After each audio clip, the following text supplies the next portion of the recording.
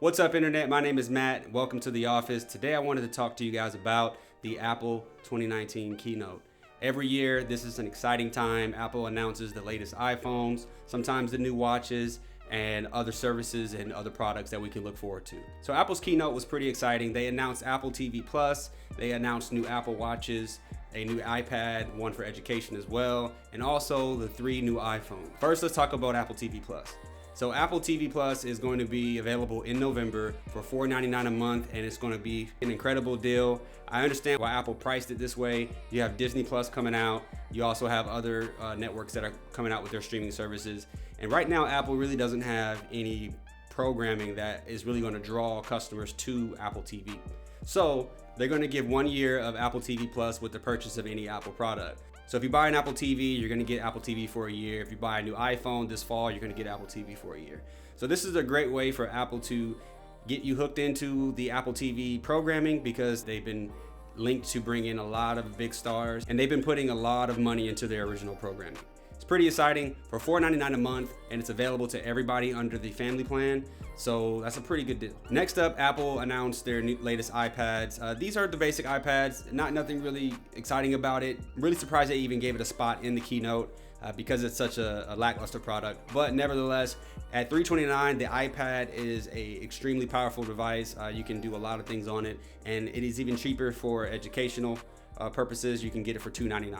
Personally, I have one for my daughter, and it is the best iPad ever because it works with the Apple Pencil. It has great battery life, it has great performance, and at that price, it really is the tablet to beat.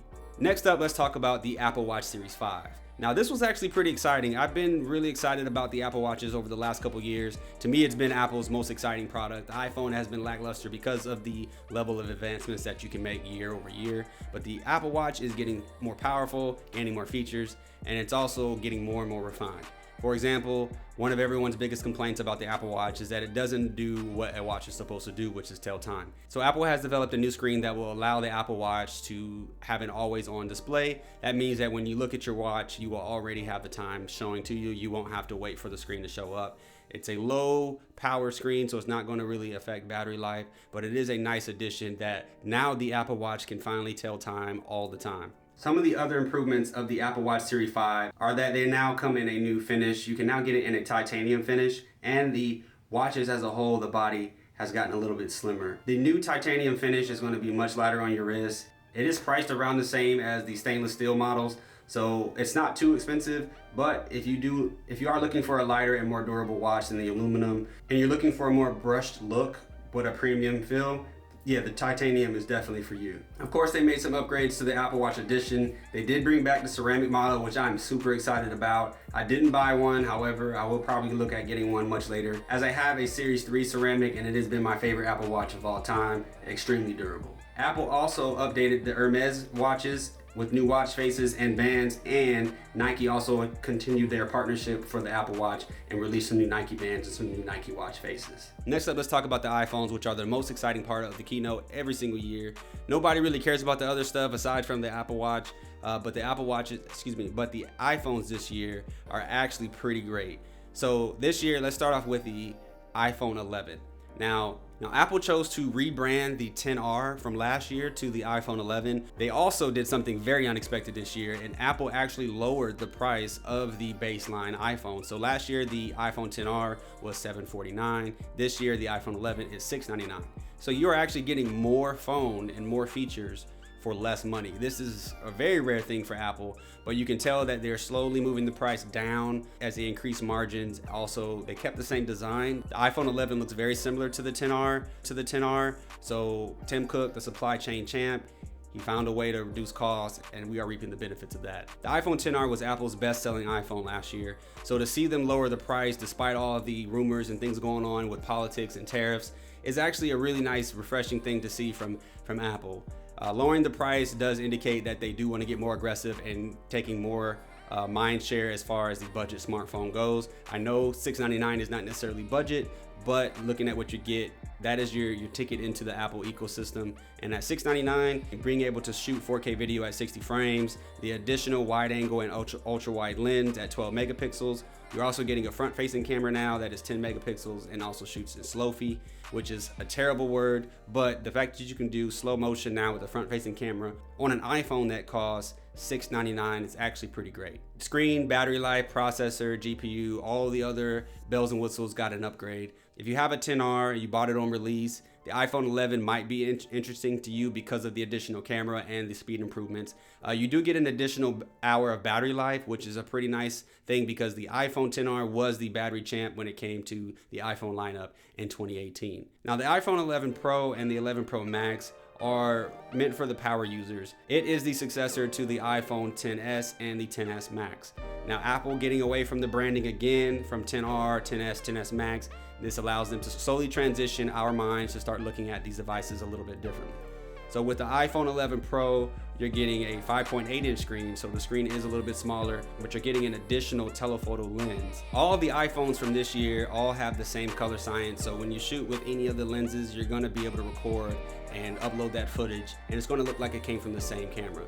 And that's a very big deal because in some other cameras and other phones, sometimes the lighting and the focal length and the ISO and the settings and the color science and things like that don't match up.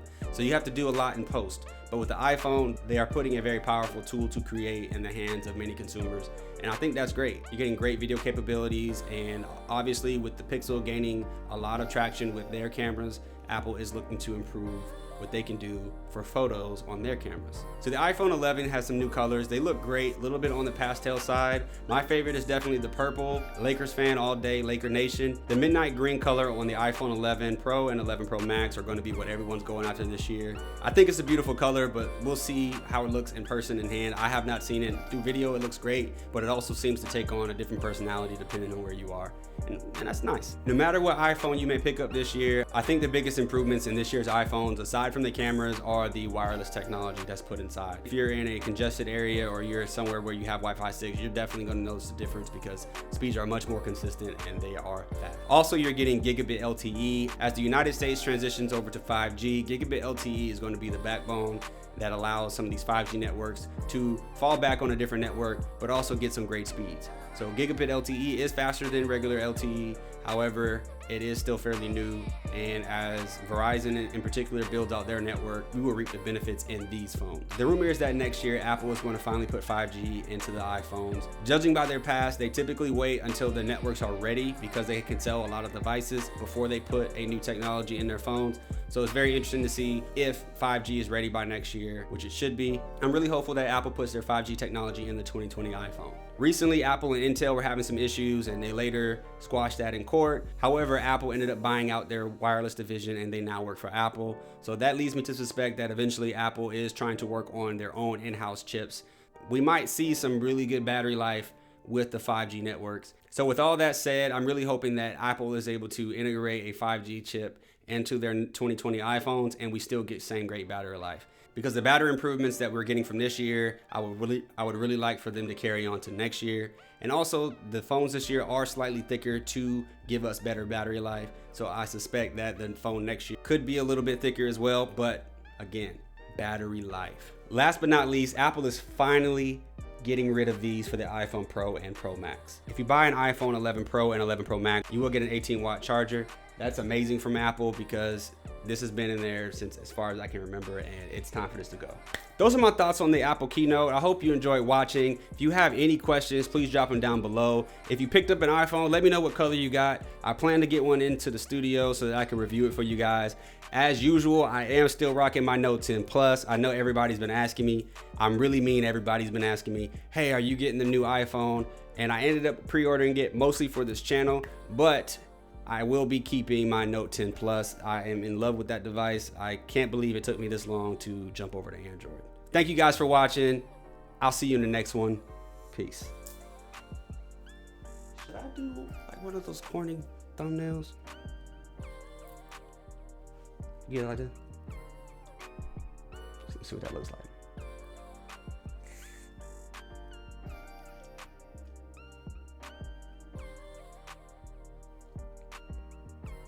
I can't do it. I can't do it.